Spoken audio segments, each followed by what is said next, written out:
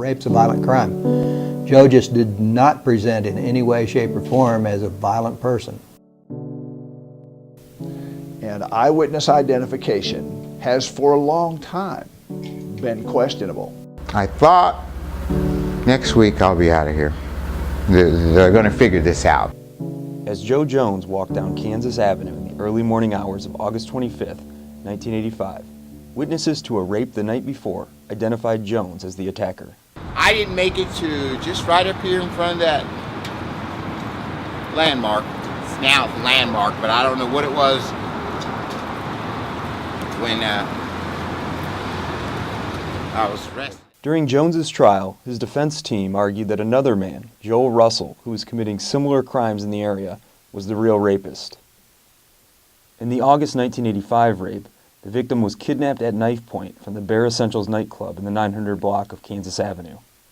The victim was driven to a deserted road between Washington and Chandler Streets, where she was raped. I made a big map of Topeka and showing the reference points between where the crime was committed and where a vehicle was left, which was just a few blocks from where Joel Russell lived. A couple months later, Joel Russell was arrested for attacking a woman at knife point in front of the Bear Essentials nightclub. Russell would later be convicted of 2 other assaults that involved a knife and occurred near downtown Topeka.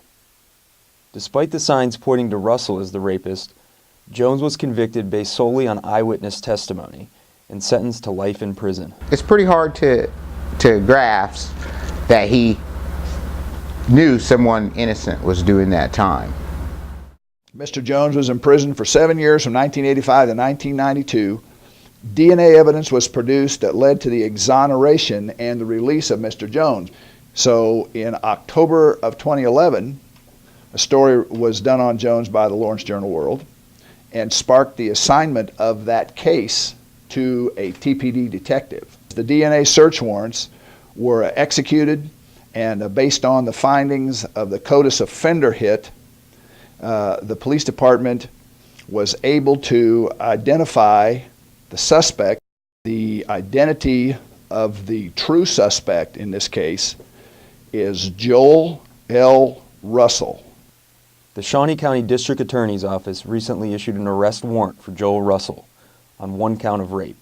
Jones has vivid memories of running across Joel Russell while they were both in the Kansas prison system.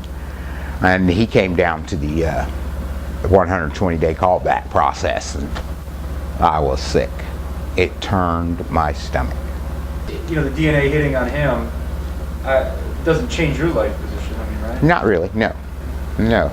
I mean, I guess I mentioned to my brother, you know, first hearing it was him.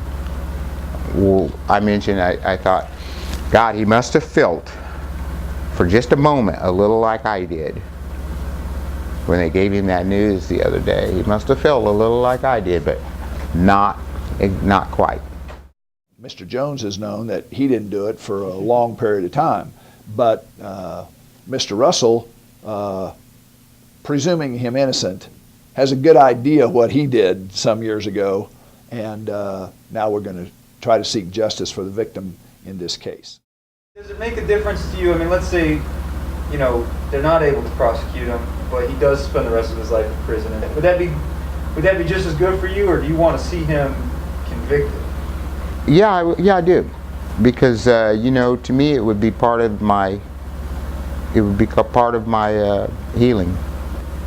I would like to know that Joe got what they gave me. The victim in the case declined an interview request from the Journal-World. Following the trial, Jones had never heard from the woman until this past Christmas, when he received a card and an apology letter.